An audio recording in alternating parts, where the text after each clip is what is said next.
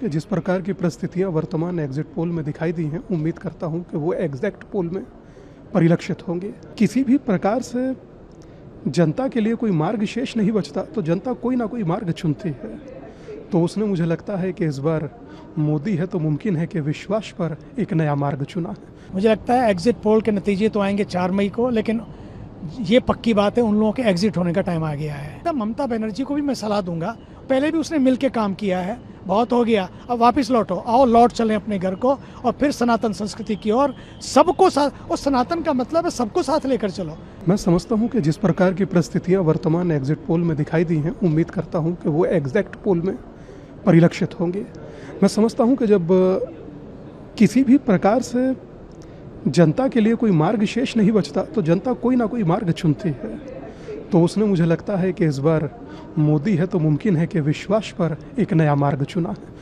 RSS के कई सारे कार्यकर्ताओं को अटैक किया गया है, बीजेपी के कार्यकर्ताओं को अटैक किया गया है, कब खत्म होगा, क्या कुछ उम्मीद है? मुझे उम्मीद है एचएम सर के कहे हुए प्रति एक शब्द कि जिस समय सत्ता में बीजेपी होगी तो बराबर चीज़ें की जाएंगी और सकारात्मक चीज़ें की जाएंगी, सही दशा दी जाएंगी। और मैं करता हूं कि उम्मीद पुनः सूरज उदय होगा और कमल खिलेगा। मुझे लगता है एग्जिट पोल के नतीजे तो आएंगे 4 मई को, लेकिन ये पक्की बात है उन लोगों के एग्जिट होने का टाइम आ गया है। क्यों आ गया है? क्योंकि भारतीय संस्कृति पर, सनातन पर जब आघात पहुंचता है तो बड़ी समस्याएं आती हैं। क्योंकि सनातन है तो मानवता है, सनातन है तो विश्व शांति है, सनातन है तो शांति है, सनातन है तो कल्चर है, सनातन है तो नेचर है, सनातन है तो फ्यूचर है। आप देखिए पूरे विश्व में युद्ध चल रहा है, लेकिन यहाँ लोग किस तरह के माहौल को, किस तरह की ऊर्जा को अनुभव कर रहे हैं।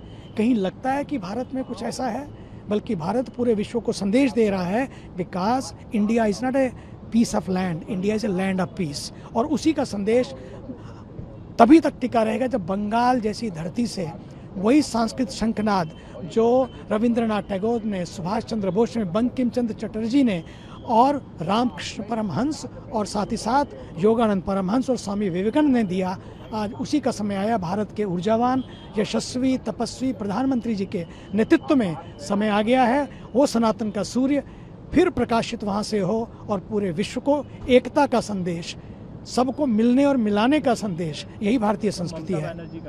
मुझे लगता है ममता बनर्जी को भी मैं सलाह दूंगा, पहले भी उसने मिल के काम किया है, बहुत हो गया, अब वापस लौटो, आओ लौट चलें अपने घर को और फिर सनातन संस्कृति की ओर सबको साथ। और सनातन का मतलब है सबको साथ लेकर चलो, सबको एक देखते हुए चलो।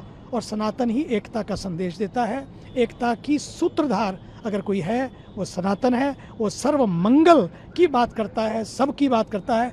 मैं तो कहता हूँ केवल भारत की नहीं बल्कि विश्व शांति की बात करता है।